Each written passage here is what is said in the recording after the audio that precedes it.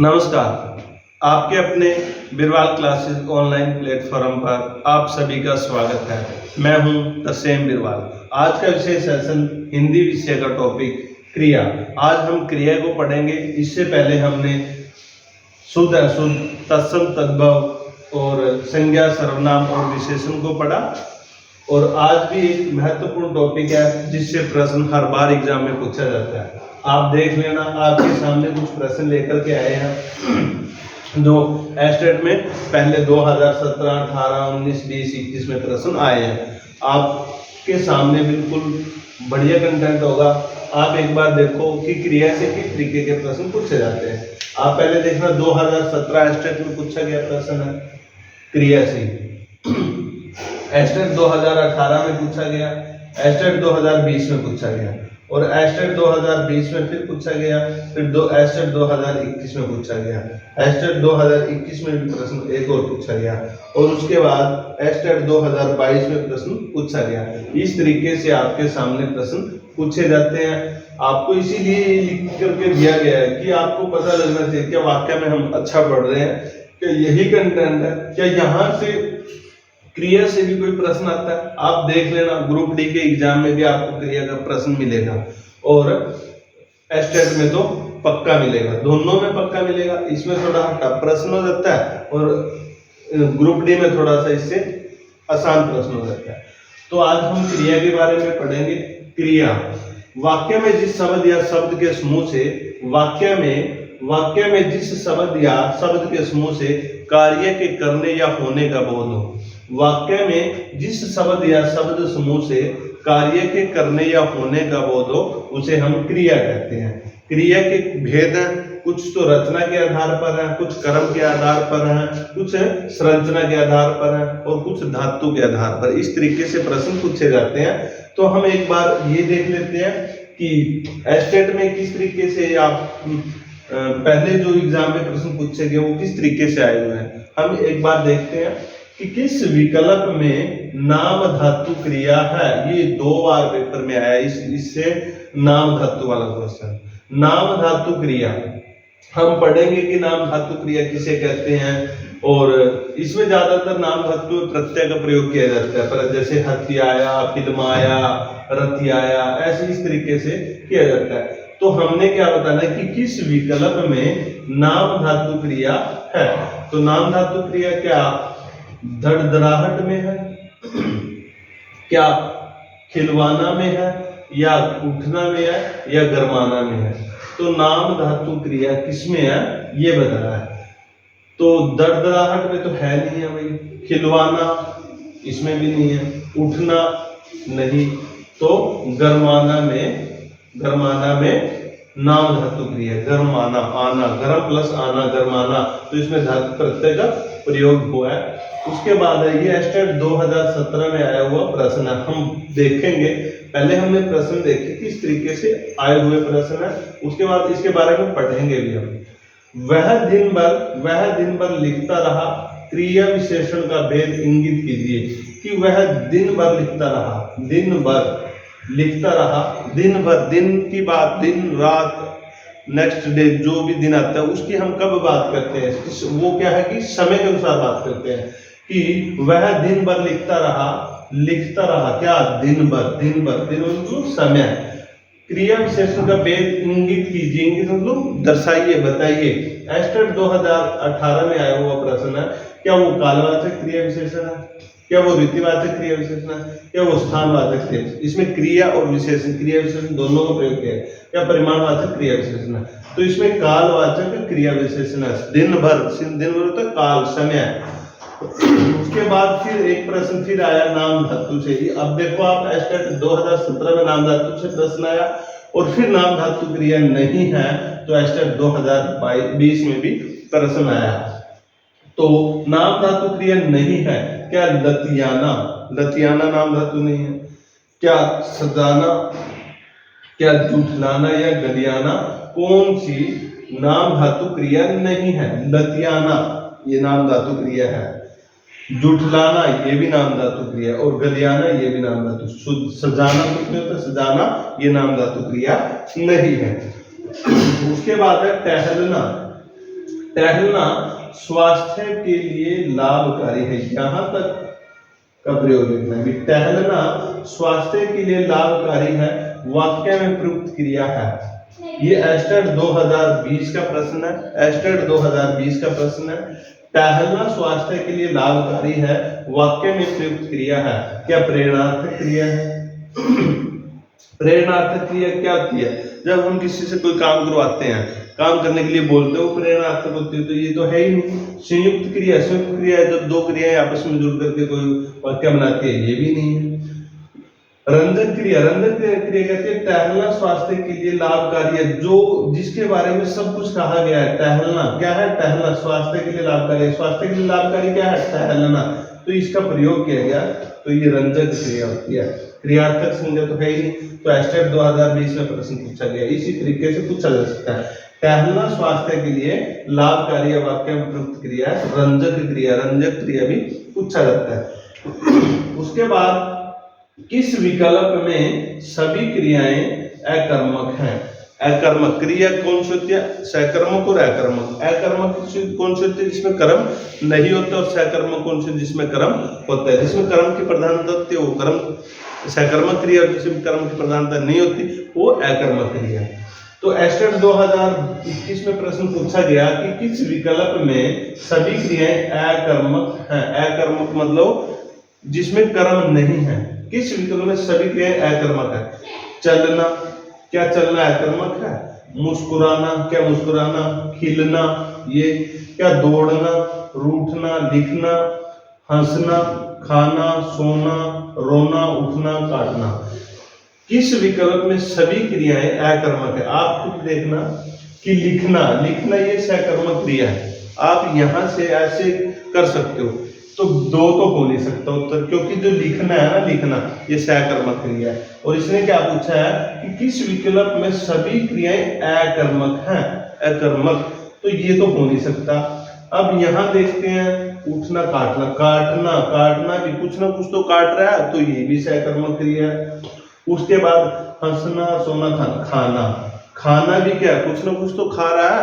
तो कुछ ऐसे वाक्य होते हैं जिसमें कि कर्म दिखाई भी नहीं देता, लेकिन उसकी संभावना होती है, तो वो सकर्मक क्रिया होती है। तो खाना मतलब कुछ ना कुछ भोजन तो खा रहा होगा, रोटी, सेब वगैरह जो कुछ भी है। तो आप देखना इसमें भी, तो बचा क्या है? ये तो ये आंसर हुआ इसका, तो ये आंसर हो। खिलना, क्या खिलना?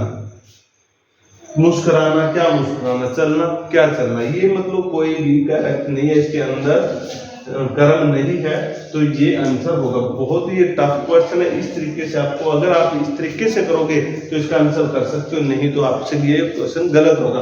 आप एक एक क्रिया देखो, सीधा बिल्कुल आसान प्रश्न बना रखा है। यहाँ से आप यहाँ से आसानी से कर सकते हो कि सभी क्रियाएं अकर्मक हैं किस विकल्प में। तो हम एक एक विकल्प में देखें कि इसमें कोई सकर्मक क्रिया है, तो हमने देखा इसमें लिखना सकर्मक क्रिया, ये नहीं हो सकता उत्तर। काटना, इसमें काटना सकर्मक है, ये भी उत्तर नहीं हो सकता। इसमें खाना सकर्मक है, ये भी उत्तर नहीं हो सकता। तो हमारा बचा ये, तो ये उत्तर है। चलना, मुस्कुराना, खिलना। जब हम क्यों और कैसे प्रश्न करके पूछते हैं और वहां उत्तर मिलता है, तो सकर्मक क्रिया होती है। उसके बाद है क्रिया। क्रिया के संबंध में कौन सा युग्म होता है? मतलब जोड़ा, युग्म होता है जोड़ा। अनुचित है, अनुचित मतलब ठीक नहीं है, गलत है, मतलब गलत है। क्रिया के संबंध में कौन सा युग्म अनुचित है, मतलब गलत है? एस्टेट 2021 में प्रश्न पूछा गया। आपसे ग्रुप डी के अंदर आसान पूछा जाएगा कि बताइए हंसने में कौन सी क्रिया है? अकर्मक है या सकर्मक है? या फिर सोना अकर्मक है या सकर्मक है? या फिर उड़ना अकर्मक है या सकर्मक? इस तरीके से आपसे बिल्कुल आसान प्रश्न पूछा जाएगा ग्रुप डी के अंदर। और जो भी हरियाणा की इससे अलग सीईटी मेंस या सीईटी के क्वेश्चन पूछे जाते हैं, तो इस तरीके से प्रश्न पूछे जाएंगे। अगर आप ये करोगे ना, तो ग्रुप डी में तो कुछ भी नहीं है फिर तो इससे आसान। उसके बाद है कि क्रिया के समय कौन सा युग्म अनुचित है? कौन सक्रिय के संबंध में कौन सा युग्म अनुचित है, गलत है? भिखारी सड़क पर चिल्ला रहे थे। चिल्लाना, चिल्लाना क्या है? ये अकर्मक क्रिया है। चिल्लाना अकर्मक क्रिया, सही है। राधा श्याम को पत्र लिखती है। पत्र लिखना, पत्र लिखना, लिखना कौन सी क्रिया है? सहकर्मक है। तो वो क्या लिख रही है? पत्र लिख रही है। क्या करने से आंसर मिल रहा है? क्या।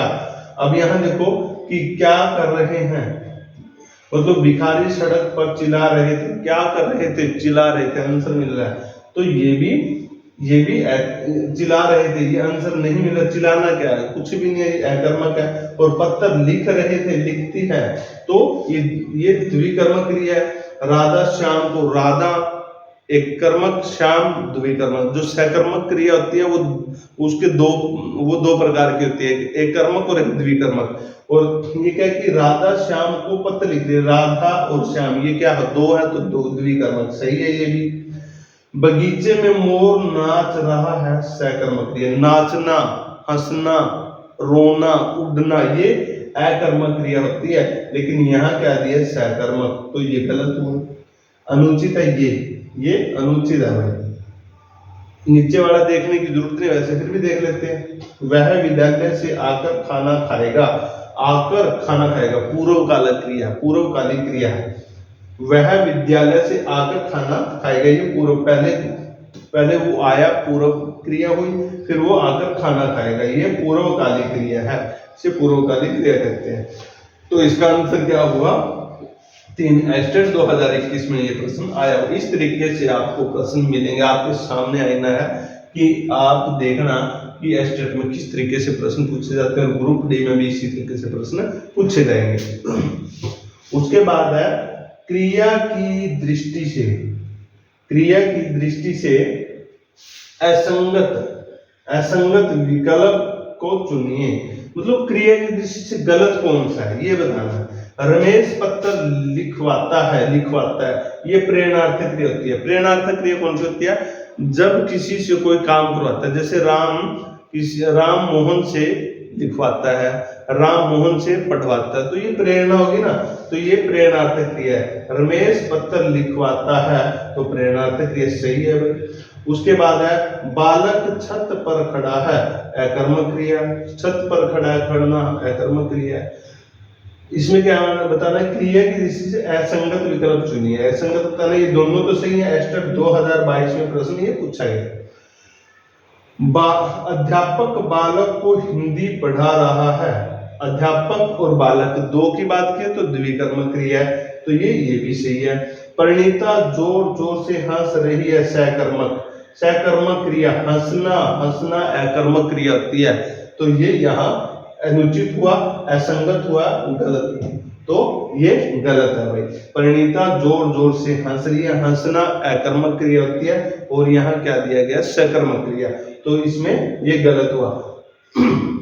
आपने इस तरीके से इन प्रश्नों को देखा, आप देखिए कि कैसे प्रश्न आते हैं और किस तरीके से हमारे से गलत होने के चांसेस रहते हैं। अब हम इसके बारे में अच्छे से और पढ़ेंगे। आपने इन प्रश्नों को देखा, इसके बाद और प्रश्न नई साइड उनको समझेंगे कि किस तरीके से हमें प्रश्न को पढ़ना चाहिए। अब हम क्रिया के बारे में और अच्छे से पढ़ते हैं। देखिए, अगर आपको हमारी वीडियो अच्छी लगती है तो प्लीज लाइक और सब्सक्राइब और शेयर करते रहना। अगर ना अच्छी लगे तो आप डिसलाइक भी कर सकते हो।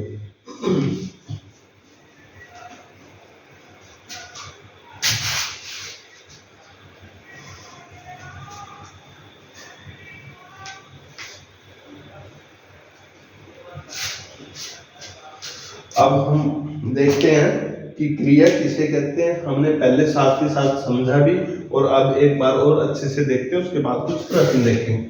आप देखो कि क्रिया किसे कहते हैं। वाक्य में जिस शब्द या शब्द समूह वाक्य में जिस शब्द या शब्द समूह से कार्य के करने या होने का बोध हो, उसे क्रिया कहते हैं।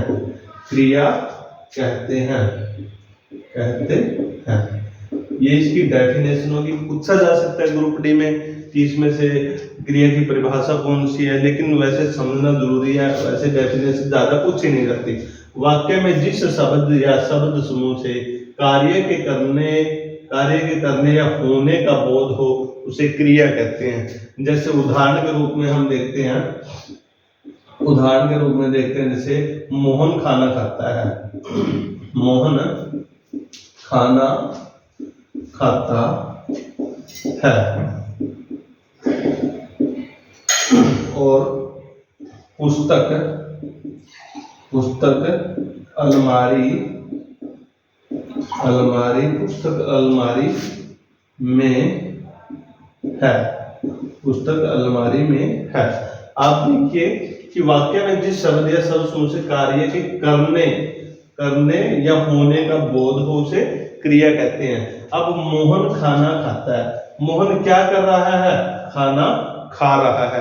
खाना, रोना, धोना, हंसना, पढ़ना, लिखना, चलना, ये क्या? ये क्रिया होती है। क्रिया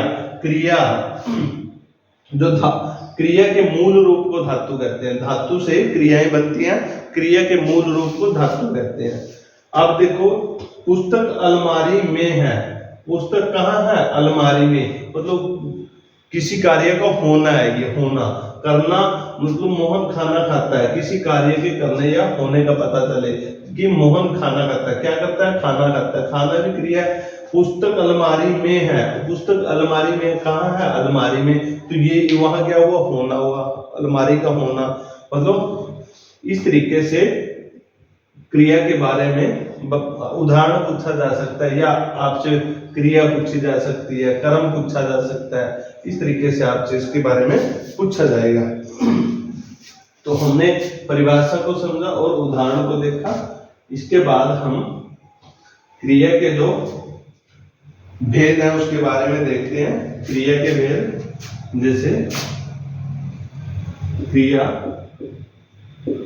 क्रिया के पहले तो हम पढ़ते हैं, क्रिया के हम कर्म के आधार पर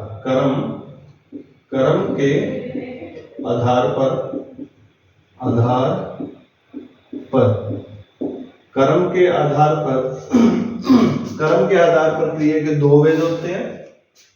एक है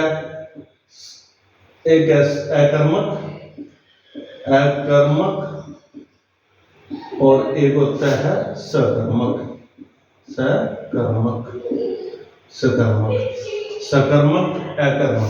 अकर्मक जिसमें कर्म की प्रधानता नहीं होती उसे अकर्मक कहते हैं, और जिसमें कर्म की प्रधानता होती है उसे सकर्मक कहते हैं।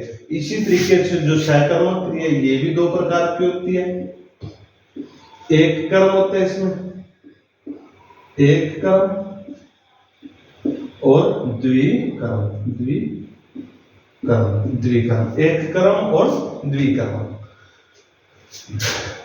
पहले हम देखते हैं एक कर्मक और द्विकर्मक। पहले हम अकर्मक क्रिया के बारे में देखते हैं कि अकर्मक क्रिया कौन सी होती है। अकर्मक क्रिया जैसे उड़ना, हंसना, चलना, रोना, ये अकर्मक क्रिया होती है, क्योंकि इनमें कर्म नहीं होता। जैसे अकर्मक क्रिया में कर्म की प्रधानता नहीं होती, ये पूछा जा सकता है ग्रुप डी के अंदर कि असंगत बताइए, मतलब कि अकर्मक क्रिया में कर्म होता है? नहीं। या अकर्मक क्रिया में कर्म की प्रधानता होती है? नहीं। इस तरीके से पूछा जा सकता है। या सकर्मक क्रिया में कर्म की प्रधानता होती है? हाँ। या इस तरीके से पूछा जा सकता है कि क्या सकर्मक क्रिया में कर्म की प्रधानता नहीं होती? तो ये मतलब गलत और सही पूछा जा सकता है। आपको पता होना चाहिए कि अकर्मक क्रिया में कर्म की प्रधानता नहीं होती और सकर्मक क्रिया में कर्म की प्रधानता होती है। जैसे हम कुछ उदाहरण देख सकते हैं कि जैसे पक्षी आकाश में उड़ते हैं, अकर्मक क्रिया है।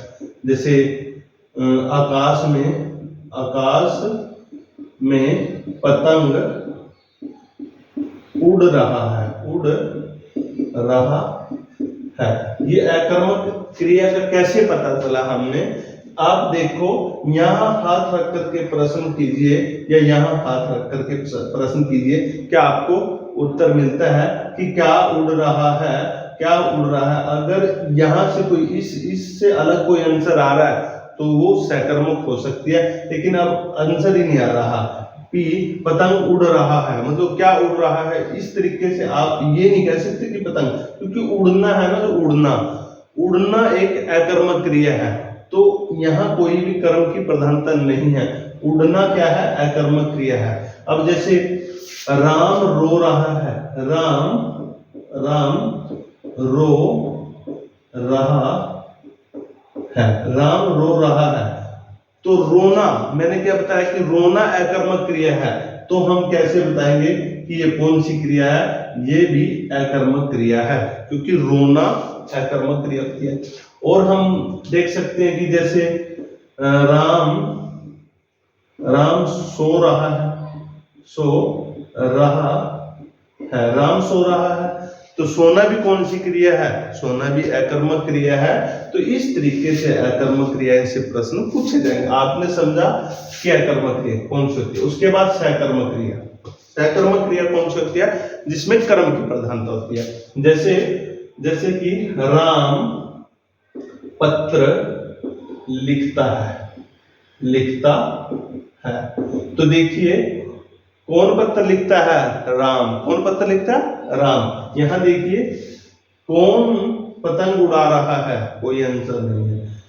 कौन मतलब कौन, क्या रो रहा है, क्या उड़ा रहा है, मतलब इस तरीके से कोई क्लियर जवाब ना मिले। अब यहाँ देखो कि क्या लिख रहा है, पत्थर। कौन लिख रहा है, राम। तो देखिए ये कर्म है, ये कर्ता है और ये क्रिया है, ठीक है। तो जिसमें कर्म की प्रधानता हो वो सकर्मक, जिसमें कर्म की प्रधानता ना हो वो अकर्मक क्रिया होती है। तो सकर्मक क्रियाएं, जैसे राम पत्र लिखता है, जैसे राम खाता है। अब कुछ वाक्य ऐसे भी होते हैं कि जहां पर कर्म की संभावना होती है और वहां कर्म कारक होता है, सकर्मक क्रिया होती है। अब देखिए कि राम खाता है, या तो राम रोटी खा रहा होगा या कोई फ्रूट खा रहा होगा, तो कुछ ना कुछ तो खा रहा है ना राम। तो इस तरीके से भी आप उसको प्रजल करने के लिए प्रश्न दे दिया जाएगा कि आप बताइए, आप यहाँ कर्म को नहीं देखोगे तो आप सीधा अकर्मक करोगे, जबकि ये क्रिया कौन सी है, सकर्मक क्रिया। क्योंकि राम खाता क्या है, कुछ ना कुछ तो खाना है ही सकर्मक क्रिया है। ये इस तरीके से आपसे प्रश्न पूछा जाएगा। अब आप देखिए कि जो सकर्मक क्रिया है, सकर्मक क्रिया एक कर्मक और द्विकर्मक दो प्रकार की होती है। एक कर्मक क्रिया कौन सी होती है, एक कर्मक क्रिया में जैसे राम खाना खाता है। एक कर्मक क्रिया का उदाहरण क्या होगा, जैसे राम खाना खाता है, राम खाना खाता है, इसमें एक कर्म है, क्या खाता है, खाना खाता है। और द्विकर्मक राम ने श्याम को पुस्तक दी, राम ने श्याम को पुस्तक दी, राम ने श्याम को पुस्तक दी। अब आप देखो एक कर्म खाना, तो एक कर्मक, और द्विकर्मक राम ने श्याम को पुस्तक दी। क्या दी, पुस्तक दी, किसको, श्याम को। आंसर दो मिले ना, देखो क्या दी, पुस्तक, किसको, श्याम को। तो ये क्या हुई, द्विकर्मक। देखना, राम खाना खाता है एक कर्मक क्रिया, और राम ने श्याम को पुस्तक दी, ये द्विकर्मक क्रिया। आपसे इस तरीके से क्रिया के बारे में पूछा जा सकता है। आपसे पूछा जा सकता है क्रिया के कितने भेद हैं, दो, कर्मक, सकर्मक और अकर्मक। पूछा जा सकता है कि कर्म के आधार पर क्रिया कितने भेद हैं, दो। और पूछा जा सकता है कि धातु के आधार पर क्रिया के कितने भेद हैं, दो। धातु के आधार पर होता है जैसे क्रिया धातु और नाम धातु, ये दो भेद होते हैं। आपसे पूछा जा सकता है कि संरचना के आधार पर क्रिया के कितने भेद हैं, तो संरचना के आधार पर 2, 4, 6 भेद होते हैं। इस तरीके से आपसे पूछा जा सकता है। ज्यादातर ग्रुप डी में तो यही प्रश्न पूछा जाएगा और एस्टेट में वो प्रश्न पूछे जा सकते हैं। ग्रुप डी के अंदर तो इससे क्वेश्चन पूछे जाते हैं, और एस्टेट के अंदर ग्रुप डी से थोड़ा हटके हो सकता है कि प्रेरणार्थक क्रिया कौन सी होती है, नाम धातु क्रिया कौन सी होती है, और पूर्वकालिक क्रिया कौन सी होती है, तत्कालिक क्रिया कौन सी होती है। इस तरीके से आपसे प्रश्न पूछे जाएंगे। आशा करता हूँ कि आपको हमारे ये प्रश्न समझ में आए होंगे। अगर आप इसको अच्छे से देख करके जाते हो तो कहीं ना कहीं आपको जरूर फायदा होगा। उसके बाद देखते हैं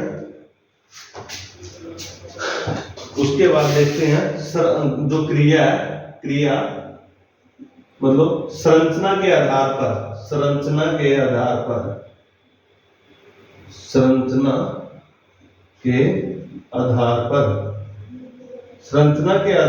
क्रिया के भेद कौन कौन से होते हैं? नंबर एक है संयुक्त क्रिया।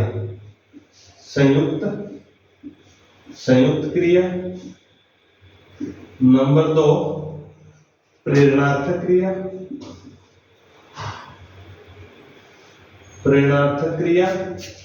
नंबर 2 प्रेरणार्थक क्रिया।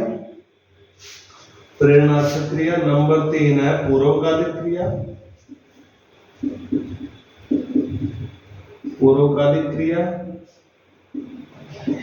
और नंबर 4 है मुख्य क्रिया।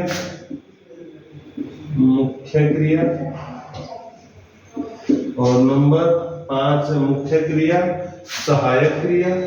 नंबर 5 सहायक क्रिया।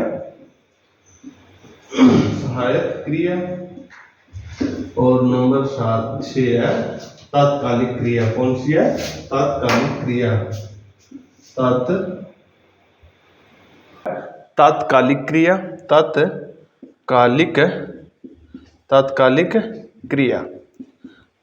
क्रिया।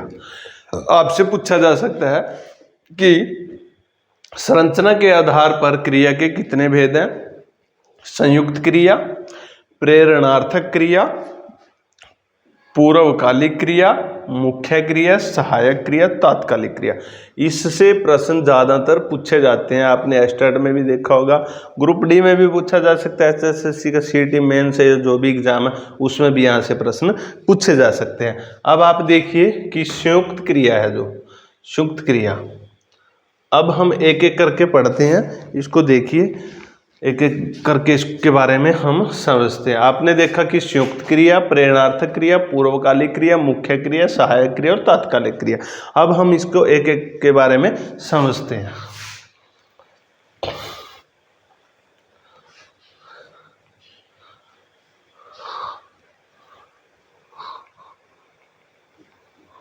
देखते हैं संरचना के आधार पर। क्या है? संरचना के आधार पर।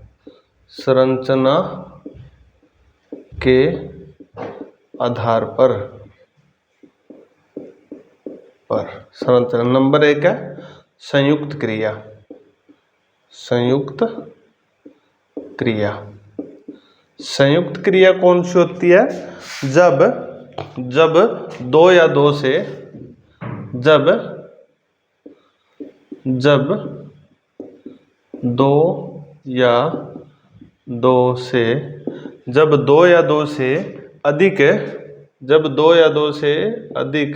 क्रिया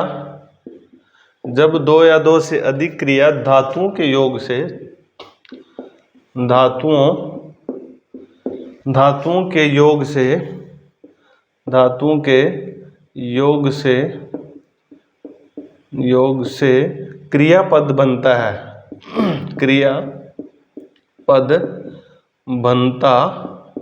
है। जब 2 या 2 से अधिक क्रिया धातुओं के योग से क्रियापद बनता है तो संयुक्त क्रिया कहलाती है। तो संयुक्त क्रिया कहलाती है। आपसे अगर आप परिभाषा को समझोगे तो आप उदाहरण को भी अच्छे से समझ सकते हो कि जब 2 या 2 से अधिक क्रिया धातुओं के योग से क्रियापद बनता है तो संयुक्त क्रिया कहलाती है। जैसे उदाहरण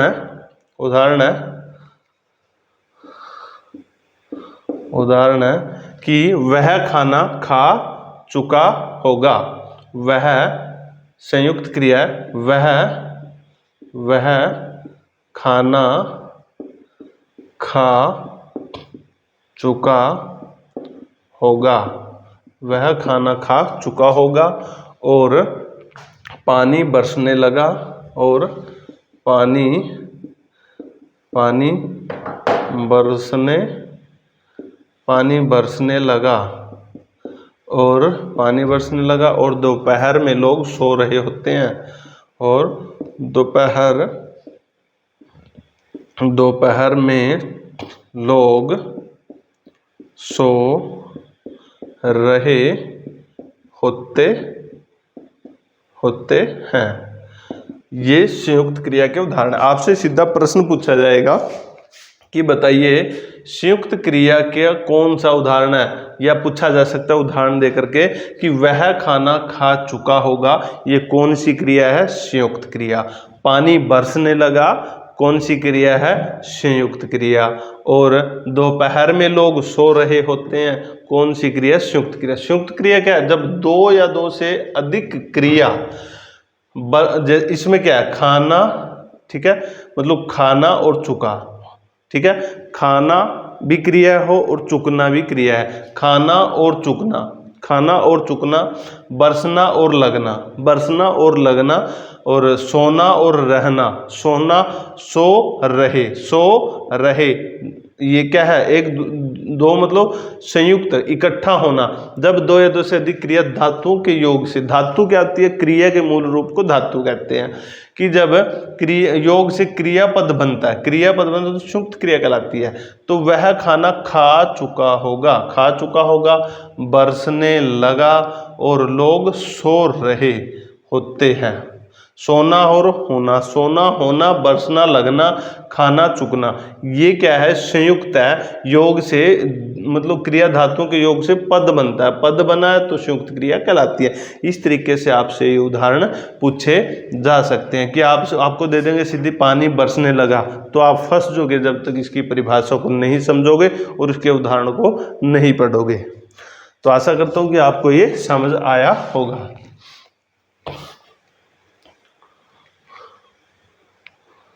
उसके बाद है नंबर 2 प्रेरणार्थक क्रिया। प्रेरणार्थक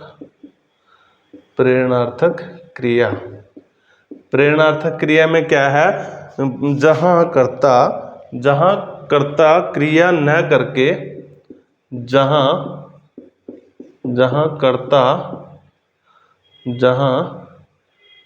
कर्ता क्रिया न करके दूसरे को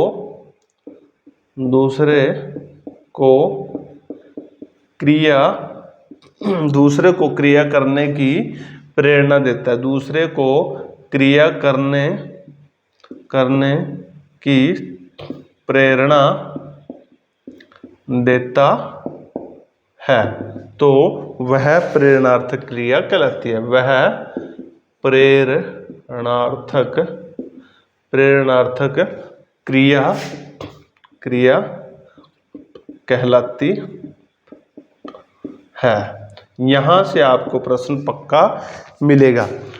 प्रेरणार्थक क्रिया कौन सी होती है? जहां कर्ता क्रिया खुद न करके और दूसरे को क्रिया करने की प्रेरणा देता है, वह प्रेरणार्थक क्रिया कहलाती है। जैसे उदाहरण के रूप में देखते हैं। उदाहरण क्या होगा? जैसे राम ने नाई से बाल कटवाए। अब आप देखिए कि जहां कर्ता क्रिया न करके, यहां राम खुद क्रिया नहीं कर रहा है, ठीक है, क्रिया न करके दूसरे को क्रिया करने के लिए कहता है। किसको कहता है? नाई को। तो राम ने नाई से बाल कटवाए, ये क्या हुआ कि प्रेरणार्थक क्रिया है। यहां क्या हुआ? खुद न कार्य करके दूसरे से क्रिया करवा रहा है, काम करवा रहा है, तो ये कौन सी क्रिया हुई? प्रेरणार्थक क्रिया। उसके बाद जैसे ये भी हो सकता है कि मोहन ने सीता से या गीता से या अर्चना से, मोहन ने अर्चना से पत्र लिखवाया।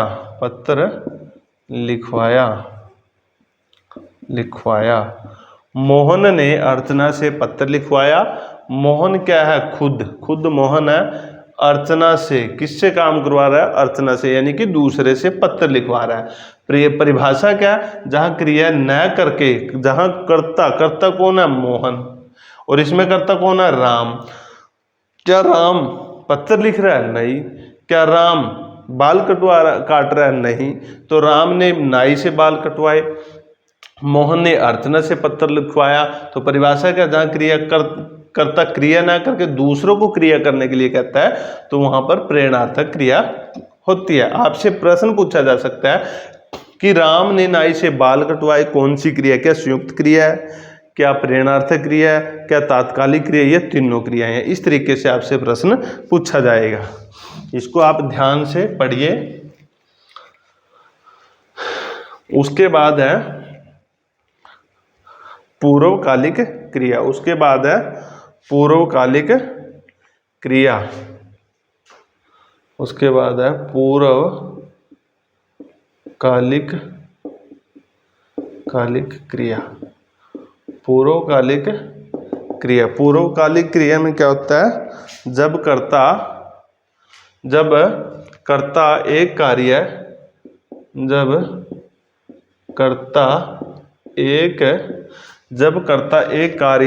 पूरा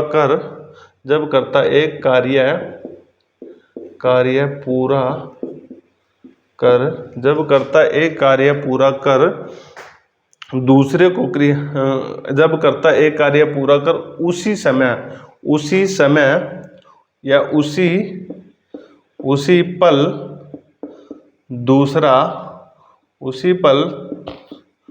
दूसरा कार्य आरंभ करता है, दूसरा कार्य आरंभ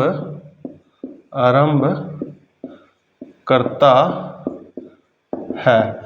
जब कर्ता एक कार्य पूरा कर उसी समय, मतलब पल मतलब समय, उसी पल दूसरा कार्य आरंभ करता है, तो वह पूर्वकालिक क्रिया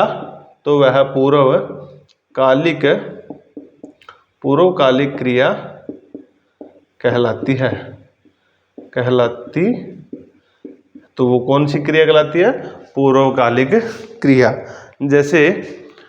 जैसे बच्चे दूध पीकर सो गए। उदाहरण क्या है? कि बच्चे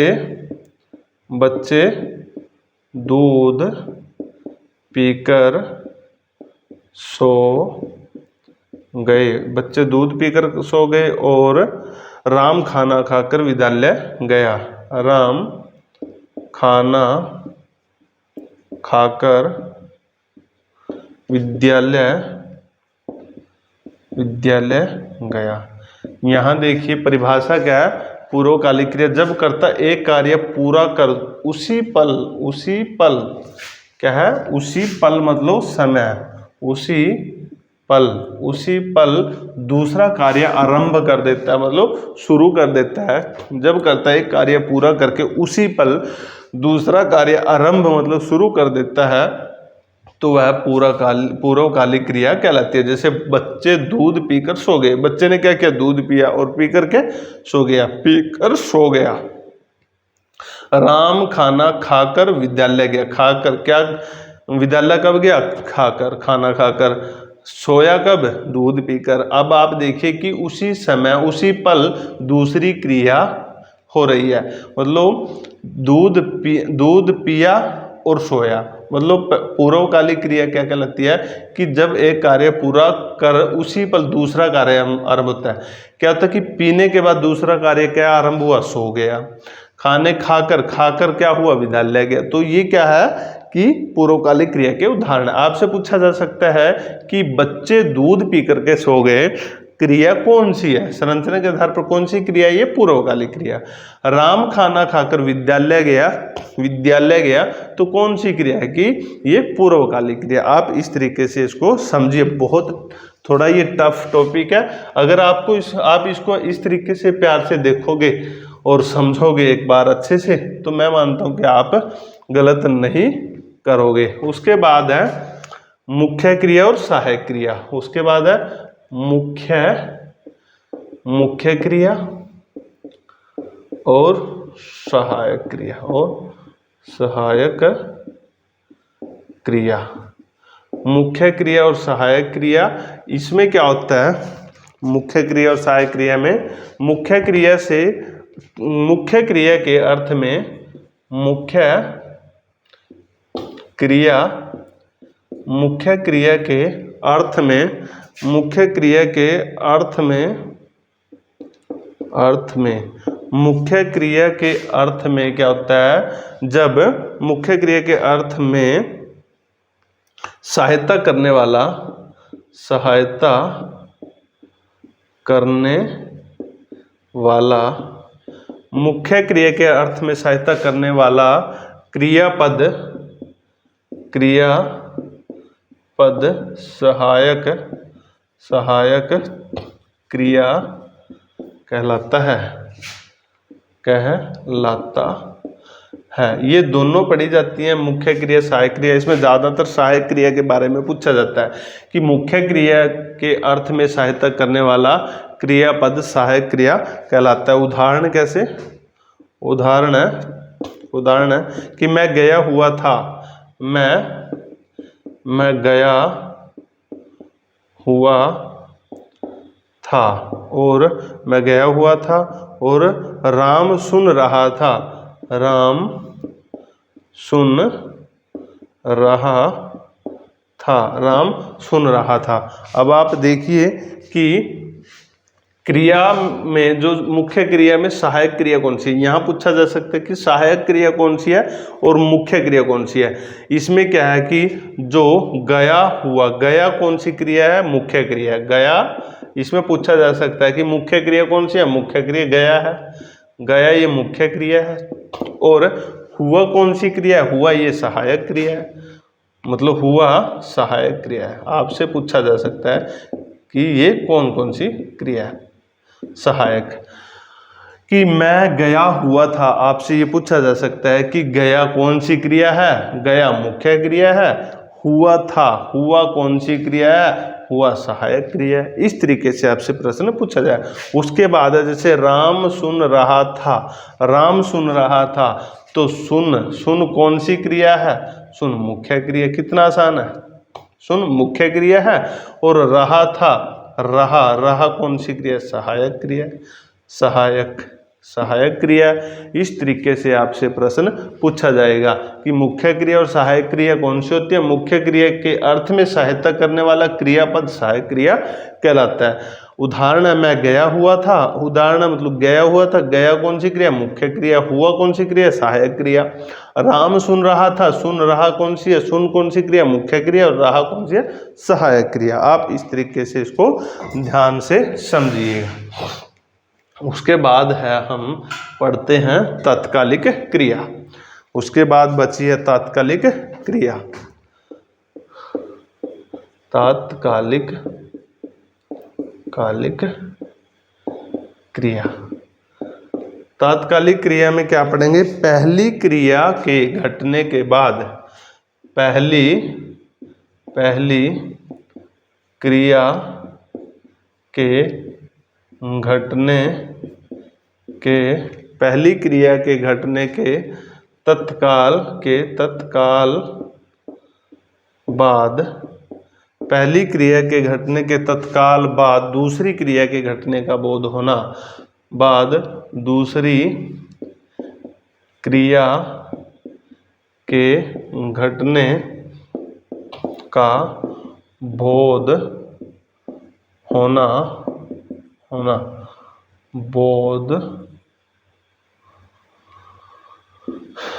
बोध होना,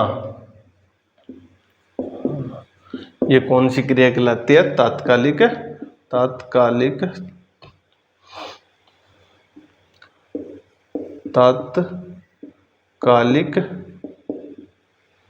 क्रिया कहलाती है। कौन सी क्रिया कहलाती है, तात्कालिक क्रिया।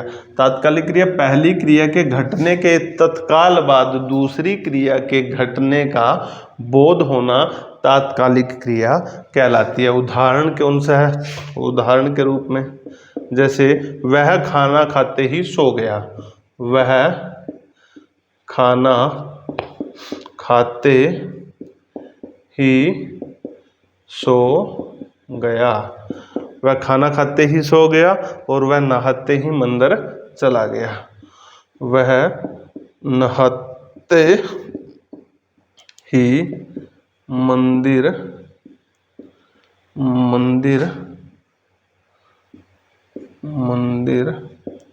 चला गया, मंदिर चला गया। अब आप देखिए इधर आपको कंफ्यूज कहाँ कर सकता है, ये पूर्वकालिक क्रिया और तत्कालिक क्रिया, इसमें अंतर समझिए, पूर्वकालिक क्रिया और तत्कालिक क्रिया।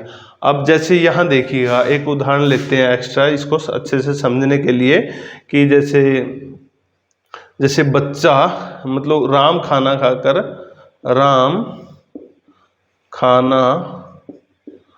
खाकर विद्यालय गया, राम खाना खाकर विद्यालय गया। अब आप इसको समझिए और इन दोनों को समझिए, इसमें क्या कंफ्यूजन डाल सकता है एग्जामिनर, यही देगा और आपसे यहाँ गलती करवाएगा। आप देखना, वह खाना खाते ही सो गया, वह खाना खाते ही सो गया, दोनों क्या हुई, दोनों क्रियाएं एकदम से घट रही हैं। पहली क्रिया के घटने के तत्काल बाद दूसरी क्रिया के घटने का बोध होना। यहाँ क्या कह रहा है, ये राम खाना खाकर राम खाना खाकर विद्यालय गया, राम खाना खाकर हंस कर दौड़ कर, तो यहाँ से आपको पता चलेगा कि ये कौन सी क्रिया है, खाकर कौन सी क्रिया है, और जो ये तात्कालिक कौन सी क्रिया, ये खाकर विद्यालय गया, ये पूर्वकालिक क्रिया, पहले उसने क्या किया, खाना खाया, और फिर वो क्या किया, विद्यालय गया। यहाँ क्या, वह खाना खाते ही सो गया, ये तत्कालिक है, उसी समय सो गया, नहाते ही मंदिर चला गया, वो नहाते ही मंदिर चला गया, वो तात्कालिक क्रिया, एकदम से कोई क्रिया हो जाना कि वह खाना खाते ही सो गया, नहाते ही मंदिर गया, ये तात्कालिक क्रिया है। और ये कौन सी क्रिया है, ये संयुक्त क्रिया है। ये कौन सी क्रिया है, संयुक्त नहीं, सॉरी, पूर्वकालिक क्रिया, ये पूर्वकालिक क्रिया है। आपको सिर्फ यहाँ पे कंफ्यूजन करेगा और यहाँ से आप गलत करने की कोशिश करोगे। आप इसको समझिएगा, वह खाना खाकर सो गया, या बच्चे दूध पी करके सो गए, पीकर खाकर नहाकर धोकर, ये कौन सी है, पूर्वकालिक क्रिया। खाते ही, रोते ही, पीते ही, हंसते ही, मतलब ये तात्कालिक क्रिया होगी भाई। आपने हम अब संरचना के आधार पर क्रिया के भेद देखे। कौन कौन से भेद होते हैं, संयुक्त क्रिया होती है, प्रेरणार्थक क्रिया होती है, पूर्वकालिक क्रिया होती है, मुख्य क्रिया होती है, सहायक क्रिया होती है, और तात्कालिक क्रिया होती है। उसके बाद हम पढ़ते हैं धातु के आधार पर। धातु के आधार पर पहले क्या, धातु क्या होता है, धातु क्रिया के मूल रूप को धातु कहते हैं। क्रिया के मूल रूप को धातु कहते हैं। कौन कौन सी होती है, जैसे पठ, लिख, हस, चल, पठ, लिख, हस, चल,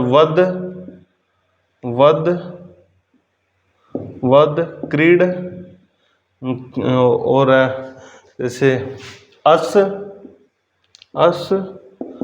भू इत्यादि, ये मूल धातु होती हैं।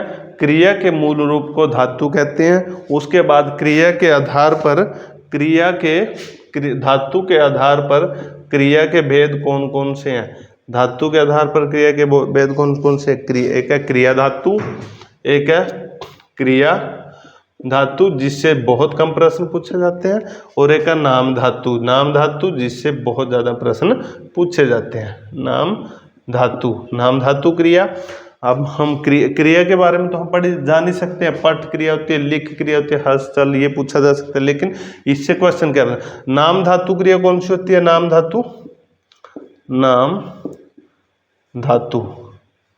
नाम धातु क्रिया कौन सी होती है? जब संज्ञा एवं विशेषण, जब संज्ञा एवं विशेषण जब संज्ञा एवं विशेषण अर्थात नाम पद शब्दों के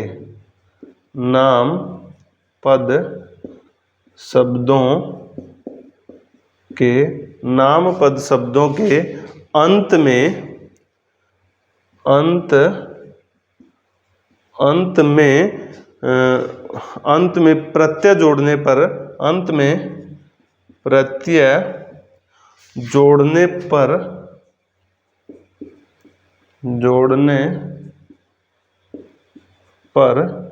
जोड़ने पर किसी क्रिया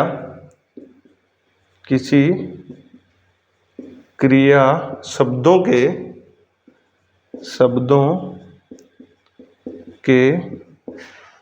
के क्रिया का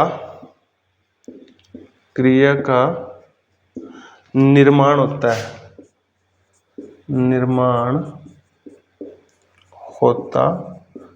डेफिनेशन पूछी जाएगी, लेकिन समझने के लिए हम पढ़ सकते हैं कि जब संज्ञा एवं विशेषण अर्थात नाम पद शब्दों के अंत में प्रत्यय जोड़ने पर किसी क्रिया शब्दों के क्रिया का निर्माण होता है। किसी क्रिया का निर्माण होता है, मतलब जोड़ने पर किसी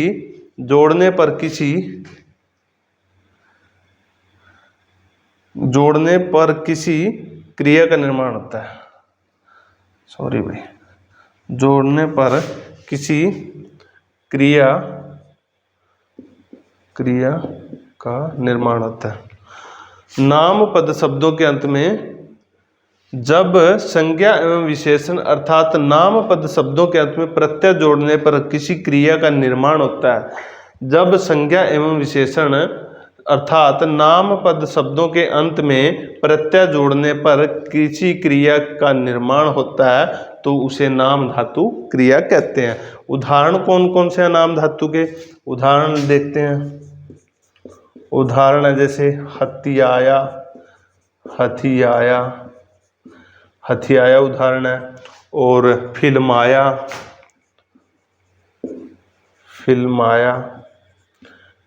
उदाहरण है, और बतियाई, ये इस तरीके से उदाहरण पूछे जाएंगे। आपसे पूछा जाएगा बताइए नाम धातु कौन सी है? फिल्माया। बताइए नाम धातु कौन सी है? हथियाया। बताइए नाम धातु कौन सी है?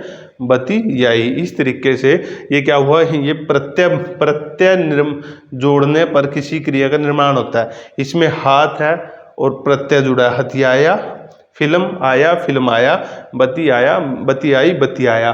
तो इस तरीके से आपसे नाम धातु के बारे में पूछा जा सकता है। देखिएगा, हमने क्रिया के बारे में पढ़ा। पहले क्या देखा? क्रिया कर्म के आधार पर क्रिया के कितने भेद होते हैं? 2 भेद होते हैं। संरचना के आधार पर क्रिया के 6 भेद होते हैं, और धातु के आधार पर क्रिया के 2 भेद होते हैं। इस तरीके से आपसे प्रश्न पूछा जा सकता है। सकर्मक और अकर्मक क्रिया से ज़्यादातर प्रश्न पूछे जाएंगे, और ये सब क्रियाएं आप ध्यान से पढ़ना, आपको कहीं ना कहीं देखने को ये प्रश्न मिल सकते हैं भाई। अब हम जो और प्रश्न हमने पहले देखे, एस्टेट में कौन से प्रश्न आए और किस तरीके से ग्रुप डी में क्वेश्चन आ सकते थे, और इसको इम्पोर्टेंट कैसे समझा जा सकता है, क्योंकि हर बार एस्टेट प्रश्न पूछता है, तो ग्रुप डी भी क्रिया में प्रश्न पूछने के पूरे चांसेस रहेंगे। अब हम देखते हैं और कौन से प्रश्न बन सकते हैं जो इस तरीके से कि ग्रुप डी में भी ये प्रश्न पूछे जा सकते हैं और एस्टेट के अंदर भी। जैसे सकर्मक क्रिया है, इनमें से कौन सी में सकर्मक क्रिया? सकर्मक क्रिया कौन सी होती है? जिसमें कर्म की प्रधानता होती है। जिसमें क्या होती है? कर्म की प्रधानता होती है। तो जैसे राजू सदा रोता रहता है, क्या ये सकर्मक क्रिया है? रोना कौन सी है? अकर्मक क्रिया। ये तो गलत है। अब देखिए, हरीश बस पर चढ़ गया, बस पर चढ़ना कौन सी क्रिया है? ये क्या ये सकर्मक क्रिया है? सकर्मक क्रिया। चढ़ना, नहीं ये भी गलत है, ये भी कौन सी क्रिया है, अकर्मक क्रिया है। कैलाश छत पर गिर पड़ा, गिरना, गिरना भी कौन सी क्रिया है, गिरना भी अकर्मक क्रिया। सतीश ने केले खरीदे, केले खरीदे, खरीदना, क्या खरीदे, केले खरीदे, किसने, सतीश ने, किसने केले खरीदे, सतीश ने, किसने केले खरीदे, सतीश ने। तो यहाँ पर सकर्मक क्रिया कौन सी है, ये वाली भाई, ये, ठीक है। रोना अकर्मक क्रिया होती है, चढ़ना गिरना ये भी अकर्मक क्रिया होती है। तो सतीश ने केले खरीदे, क्या खरीदे, केले खरीदे, किसने खरीदे, सतीश ने। तो यहाँ पर हमें आंसर भी मिल रहा है, तो ये इसका आंसर होगा। बहुत इंपॉर्टेंट प्रश्न है, इस तरीके से डायरेक्ट आपको प्रश्न मिलने की संभावना रहेगी। उसके बाद है किसी पूर्ण क्रिया के पहले, पूर्ण क्रिया कौन सी होती है, पहले पूर्ण होती है, उसके बाद, जैसे इस तरीके से किसी पूर्ण क्रिया के पहले आने वाले अन्य क्रिया को क्या कहते हैं। हमने परिभाषा को पढ़ा है। अब देखिए परिभाषा से प्रश्न आया है, प्रश्न परिभाषा से आया कि किसी पूर्ण क्रिया के पहले आने वाली अन्य क्रिया को क्या कहते हैं। पूर्व क्रिया है, उससे पहले कोई क्रिया आई, उसे क्या कहते हैं, क्या पूर्वकालिक क्रिया कहते हैं, क्या संयुक्त क्रिया कहते हैं, क्या नाम धातु क्रिया कहते हैं, या पूर्ण। अपूर्ण तो हो ही नहीं सकता, नाम धातु भी नहीं होता, नाम धातु प्रत्यय से बनती है, या तो संयुक्त होगी। संयुक्त दो क्रिया इसमें आने और पूर्ण और बाद की बात ही नहीं किया है, तो ये कौन सी क्रिया, पूर्वकालिक क्रिया। किसी पूर्ण क्रिया के पहले आना, पहला मतलब पूर्वकालिक क्रिया, तो ये कौन सी है, पूर्वकालिक क्रिया। उसके बाद है बहुत इंपॉर्टेंट प्रश्न है, ये भी डेफिनेशन से है। तो इसके बाद है किस वाक्य में क्रिया अकर्मक नहीं है, अकर्मक, इसको जरूर पढ़ लेना, नहीं ये नहीं बना देगा फिर। किस वाक्य में क्रिया अकर्मक नहीं है, अकर्मक नहीं है। तो देखिए जंगल में हरिण दौड़ रहे हैं, हरिण दौड़ रहे, दौड़ना क्या है, अकर्मक क्रिया, तो ये हमारा उत्तर नहीं होगा। छोटे बच्चे बात बात पर रोते हैं, रोना, देखो कितना आसान है, अकर्मक क्रिया है। हम इसको देखते हैं ना, यहाँ से पता लग जाए इससे कोई मतलब नहीं है, अकर्मक क्रिया है। तो इसने क्या पूछा है, अकर्मक क्रिया नहीं है, ये पूछा है। सुनीता ने अपने पिताजी से फोन करवाया, सुनीता ने अपने पिताजी से क्या करवाया, फोन करवाया। आलसी बच्चे देर तक सोते हैं, सोना कौन सी क्रिया है, अकर्मक क्रिया। बच्चा कौन सा, इसमें दौड़ना, रोना और सोना, ये सारी अकर्मक क्रियाएं हैं। लेकिन ये सुनीता ने अपने पिताजी से फ़ोन करवाया, किससे फ़ोन करवाया, पिताजी से। क्या करवाया, फ़ोन करवाया। किसने करवाया, सुनीता ने। कितने आंसर मिले, जहां हमें कोई करेक्ट आंसर मिलता है वहां हम सकर्मक क्रिया कर सकते हैं। तो ये कौन सी क्रिया हुई, सकर्मक क्रिया। उसके बाद कौन सी क्रिया द्विकर्मक नहीं है, द्विकर्मक। मैंने आपको बताया था कि जो सकर्मक क्रिया होती है, सकर्मक होता है वो दो प्रकार का होता है, एक कर्मक और द्विकर्मक। एक कर्मक में एक क्रिया, द्विकर्मक में दो क्रियाएं होती हैं। अब आप देखिए द्विकर्मक कौन सी होती है। राम ने मोहन को पैसा दिया, राम ने मोहन को पैसा दिया, क्या ये द्विकर्मक क्रिया है। सेठ मुनीम को वेतन देता है, क्या ये द्विकर्मक क्रिया है। माँ नौकर से भोजन पकवाती है, क्या ये द्विकर्मक क्रिया। पिता ने पुत्र को पुस्तक दी, पिता ने पुत्र को पुस्तक दी, क्या ये द्विकर्मक क्रिया। आप देखिए द्विकर्मक क्रिया नहीं है, ये बताना है नहीं है। माँ नौकर से भोजन पकवाती, आपने प्रेरणार्थक क्रिया पढ़ी होगी। प्रेरणार्थक क्रिया में क्या, तो जब खुद कोई काम ना कर करके दूसरे से काम करवाता है। क्या इसमें राम ने मोहन को पैसा दिया, क्या राम मोहन से कोई काम करवा रहा है, नहीं। तो ये कौन सी है, ये कौन सी है, द्विकर्मक क्रिया है ये तो भाई। सेठ मुनीम को वेतन देता है, सेठ मुनीम को वेतन देता है, क्या सेठ मुनीम से कोई काम करवा रहा है, नहीं। ये भी द्विकर्मक क्रिया। सेठ किसको वेतन देता है, सेठ मुनीम और सेठ, मुनीम और सेठ दो हैं तो द्विकर्मक क्रिया। राम और मोहन दो है तो द्विकर्मक क्रिया। पिता ने पुत्र को पुस्तक दी, पिता किसको पुस्तक दे रहा है, पुत्र को, पिता और पुत्र, ये भी द्विकर्मक क्रिया। माँ नौकर से भोजन पकवाती है, पकवाना कौन सी क्रिया, प्रेरणार्थक क्रिया, तो ये कौन सी है, प्रेरणार्थक क्रिया। आप इस तरीके से अगर क्वेश्चन को करोगे तो आपका समय भी बचेगा और आपका आंसर भी ठीक होगा। अगर आप इस तरीके से प्रश्न को नहीं करते टाइम भी लगेगा और प्रश्न गलत होने के 90% चांसेज है। अब देखिए अगला क्वेश्चन, किसमें अकर्मक क्रिया प्रयुक्त हुई है? किसमें अकर्मक, क्या पूछा है? अकर्मक क्रिया प्रयुक्त हुई है, मतलब क्या कि है इसके अंदर बताना। इसमें क्या होगा? सभी, आप देखो मतलब कि अकर्मक की जगह क्या होगा? सकर्मक। देखो आप, अकर्मक अपने आप मिल जाएगी हमें। क्या शिशु सो रहा है? आप इधर ही देख लो, ये क्या पूछा है? अकर्मक। अकर्मक सोना क्या है? अकर्मक, यही उत्तर मिल गया। अब देखो, बालक खेल रहा है, बालक क्या कर रहा है? खेल रहा है। पूछना कि क्रिकेट खेल रहा होगा, फुटबॉल खेल रहा होगा, कबड्डी खेल रहा होगा, तो ये सकर्मक क्रिया है।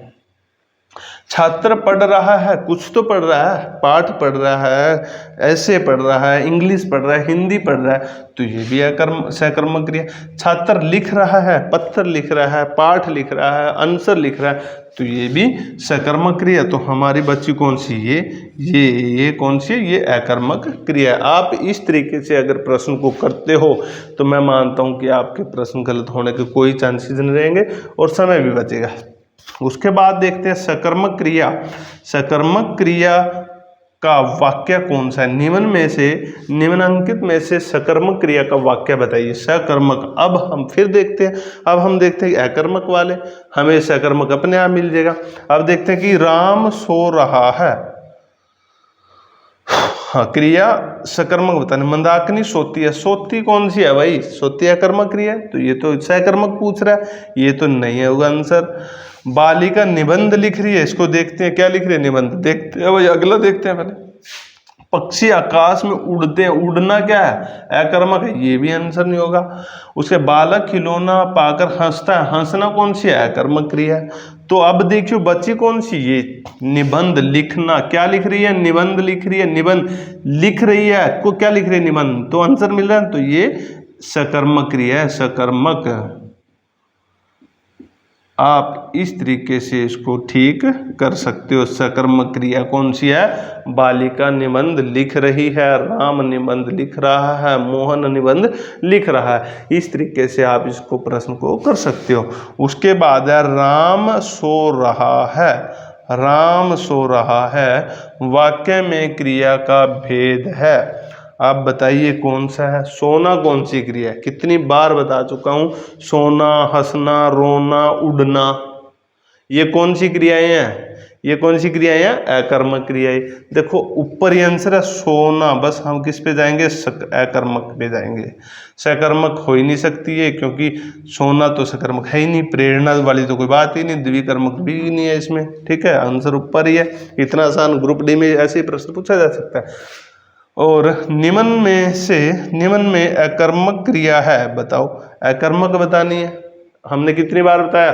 सोना, हंसना और उड़ना, रोना, ये अकर्मक क्रियाएं हैं। तो अब देखते हैं लिखना। लिखना सकर्मक क्रिया है। पढ़ना, कुछ तो पाठ पढ़ रहा होगा। देखना, ये भी। नाचना, नाचना क्या क्या नाचना? कुछ भी नहीं। तो नाचना कौन सी है? अकर्मक क्रिया है। नाचना अकर्मक क्रिया है। उसके बाद है प्रेरणार्थक क्रिया। प्रेरणार्थक क्रिया की हमने परिभाषा पढ़ी है, आप एक बार अच्छे से और देख लेना। अब ये भी आसान है, आपको बिल्कुल आसान लगेगी। प्रेरणार्थक क्रिया कौन सी है?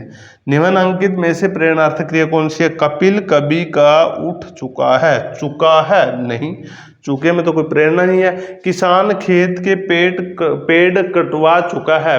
किसान खुद पेड़ नहीं काट रहा, किसी से पेड़ कटवा रहा है। तो खुद कार्य न करके किसी दूसरे से कार्य करवाना प्रेरणार्थक क्रिया कहलाती है। तो हमारा आंसर ये रहा। तो हमारा आंसर क्या है? किसान खेत के पेड़ कटवा चुका है, ये प्रेरणार्थक क्रिया है। और हमें खूब मेहनत करनी चाहिए। हाँ, तो इसमें प्रेरणा से कोई मतलब ही नहीं है। शिक्षक विद्यार्थियों को पढ़ने की प्रेरणा देते हैं, तो प्रेरणार्थक क्रिया कौन सी है? किसान खेत के पेड़ कटवा चुका है। उसके बाद प्रश्न है पूर्वकालिक क्रिया नहीं है। नहीं, इसका ध्यान रखना भाई। पूर्वकालिक क्रिया कौन सी नहीं है? तो बताइए। योगी उठकर फिर सो गया। योगी उठकर फिर सो गया, ये पूर्वकालिक क्रिया है। हाँ, पूर्वकालिक क्रिया। अभी उठकर सोना तात्कालिक क्रिया होती तो उठते ही सो गया, उठते ही सो गया। खाते ही सो गया, वो तात्कालिक होती। लेकिन ये क्या, पूर्वकालिक क्रिया, योगी उठकर फिर सो गया, ये पूर्वकालिक क्रिया है। सुशीला नहाकर अस्पताल गई, नहाकर, नहाते ही अस्पताल की तात्कालिक क्रिया, नहाकर अस्पताल की, ये भी कौन सी क्रिया है, पूर्वकालिक क्रिया। उसके बाद है सुमित्र उठता है और फिर सो जाता है, उठता है और फिर सो जाता है, ये देखते हैं, इसमें डाउट लग रहा है भाई। उसके बाद है किसान ने खेत जोतने के बाद बीज डाला, पहले उसने एक क्रिया की, उसके बाद फिर क्या डाला, बीज डाला, ये पूर्वकालिक क्रिया नहीं है, ये भी है, तो नहीं कौन सी है, सुमित्र उठता है और फिर सो जाता है, ये क्रिया पूर्वकालिक क्रिया नहीं है, ये पूर्वकालिक क्रिया नहीं है। बाकी सहयोगी उठकर फिर सो गया, पूर्वकालिक क्रिया। सुशीला नहाकर अस्पताल की, पूर्वकालिक क्रिया। किसान ने खेत जोतने के बाद बीज डाला, पूर्वकालिक क्रिया। उसके बाद देखते हैं प्रेरणार्थक क्रिया, प्रेरणार्थक क्रिया नहीं है, बहुत इंपॉर्टेंट प्रश्न है, ग्रुप डी में आने के पूरे चांसेस रहेंगे। हंसना क्या प्रेरणार्थक क्रिया है, हंसाना यस प्रेरणार्थक क्रिया है। जगाना, ये भी प्रेरणार्थक क्रिया है। लिखवाना, ये भी प्रेरणार्थक क्रिया है। भूलना नहीं होता, भुलाना होता है, भुलाना, लेकिन भूलना ये प्रेरणार्थक क्रिया नहीं है। आपने इन प्रश्नों को देखा, आशा करता हूँ कि आपको समझ आए होंगे। आप इसी तरीके से एक बार इस प्रश्न को अच्छे से पढ़िए और जो भी मैंने यहाँ पर समझाया आप उसको अच्छे से ध्यान से देखिए, आपका क्रिया का प्रश्न कभी भी गलत नहीं होगा और ना ही आप कभी भी क्रिया को भूल सकते। आप अच्छे से एक बार वीडियो को ज़रूर देखना। अगर आप इसी तरीके से हमारी वीडियो देखना चाहते हैं तो जुड़े रहिए हमारे साथ। आज के लिए इतना ही। जय हिंद, जय भारत।